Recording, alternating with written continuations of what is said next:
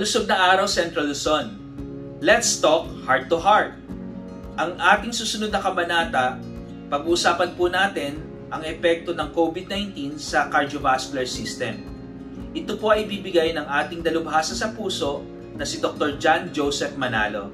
Siya po ang kasalukuyang treasurer ng Philippine Heart Association Central Luzon Chapter. Siya rin po ang head ng Cardiac Catheterization Laboratory ng Our Lady of Mount Carmel Medical Center ng San Fernando, Pampanga. Panoorin po natin siya.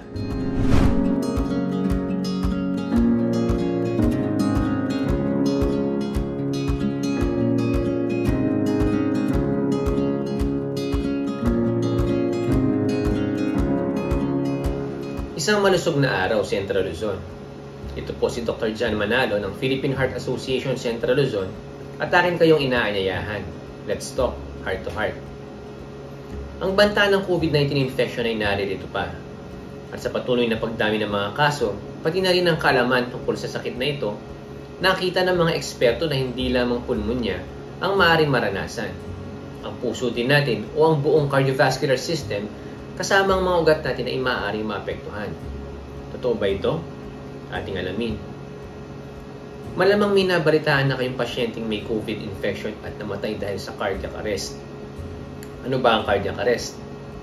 Ang cardiac arrest ay ang biglang pagtigil sa tibok ng puso. Bakit at paano ito nangyayari? Ang pasyenteng may COVID usually hirap huminga dahil sa mababang level sa oxygen sa katawan. Ang puso din kailangan ng oxygen para makapagtrabaho ng mabuti. Isa rin ito sa mga unang naapektuhan o nahihirapan pag mababa ang oxygen levels natin sa katawan. Di ba pag nasasakal tayo, puso din naman natin nahihirapan dahil yun sa pagbaba ng oxygen levels. Suriin natin kung ano ang reaksyon ng puso kapag nangyari ito. Ang puso, lalaban muna yan. Bibilisan niya ang pagtibok para makapag-deliver ng mas maraming oxygen sa ating katawan. Mapapansin yan sa mga pulse oximeter na nilalagay sa daliri. Habang bumababa ang oxygen levels, tumataas naman yung heart rate ng pasyente. Kaso, lahat may hangganan din. Pati ang paglaban ng puso. Kahit gustong-gusto pa nitong tumibok para sa iyo, sa labis na kakulangan ng oxygen at iba pang komplikasyon ng COVID-19 infection, mapapansing unti-unti itong babagal. At kapag hindi na niya kayang tumibok pa, bigla na lang titigil ang puso at susuko. Dito nangyayari yung tinatawag nilang cardiac arrest. Isa lamang ito sa paraan kung paano pwedeng maapektuhan ng COVID-19 ang ating puso. Ano pa yung iba? Myocarditis at heart failure. Ang pasyenteng may COVID infection, maaari ding ma-infect yung heart muscle niya. Mamamaga ito, lalaki yung puso at hihina yung bomba. Nagiging palyado yung puso o nagkaka-heart failure. Kadalasan, mabilis silang hingalin, hindi sila makahiga ng flat, parang nalulunod. Minsan, pagkatulog nila, nagigising sa madaling araw, kinakapos ng hininga, at kung hindi babangon o uupo, hindi magkakaroon ng ginhawa. Minsan naman, naging irregular na lang bigla ang tibok ng puso at maaaring ikamatay. Gaano ba ito kadalas mangyari? Ayon sa isang pag-aaral sa Wuhan, China, isa sa bawat 5 pasyente na may COVID-19 infection ay maaaring mag-develop ng heart failure or 20% ng mga pasyente. At sa mga pasyenteng namatay mula sa COVID-19 infection, halos kalahati nag-develop ng heart failure o pagpalya ng puso. Arrhythmia, isa pang komplikasyon, o abnormal na pagtibok ng puso. Kapag babago-bago ang tibok ng puso mo, delikado rin ito. Regular ngayon, mamaya irregular na, bibilis, babagal, minsan bigla na lang titigil sa pagtibok.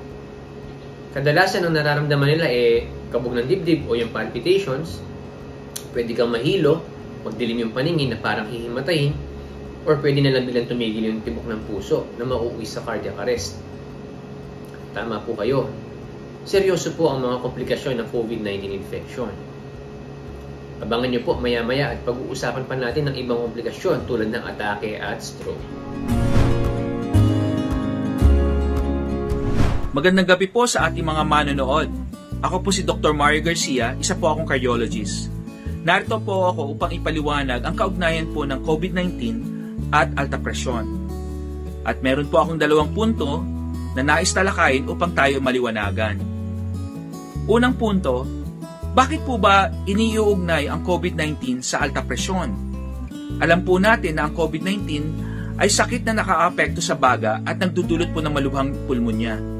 Subalit nakita po ng mga eksperto sa China, sa Amerika, sa Europa at maging dito sa Pilipinas na malaki ang tsansa ng mga pasyenteng may COVID-19 na lumubha o mamatay kapag sila po ay may alta presyon kumpara sa mga pasyenteng walang alta presyon. Sa katunayan, tinatayang mahigit 30% ng mga may COVID-19 ang lumubha o namatay dahil po sila ay may alta presyon. Pangalawang punto, nakakaapekto ba ang mga gamot sa alta presyon sa COVID-19? Napag-alaman po ng mga eksperto na ang COVID-19 ay nakakapasok po sa ating katawan sa pamamagitan po ng tinatawag na angiotensin converting enzyme number 2. Ito pong angiotensin converting enzyme number 2 ay maaari pong maapektuhan ng mga gamot na karaniwan na pong ibinibigay sa mga pasyenteng may alta presyon, katulad po ng angiotensin receptor blockers or angiotensin converting enzyme inhibitors. Kaya gumawa po ng malawakang pag-aaral sa iba't ibang bansa para malaman kung ang mga gamot na ito ay nakakaapekto sa COVID-19. Sa kabutihang palad, nakita po nila na itong mga gamot na ito ay hindi nakakapagpataas ng tsansang lumubha o mamatay ang mga pasyenteng may COVID-19 at alta presyon. Kaya ipinapayo po namin at ng mga eksperto na kailangan nyong ipagpatuloy ang inyong mga gamot kapag ikaw ay may alta presyon at nagka-COVID-19. Kailangan po nating mapanatili na normal ang presyon ng mga pasyente. Mas mainam na po na maiwasan natin ang sakit na to kaysa tayo ay madapuan ng gantong sakit, lalo na kapag po kayo ay may alta presyon. Hanggang dito na lamang po muli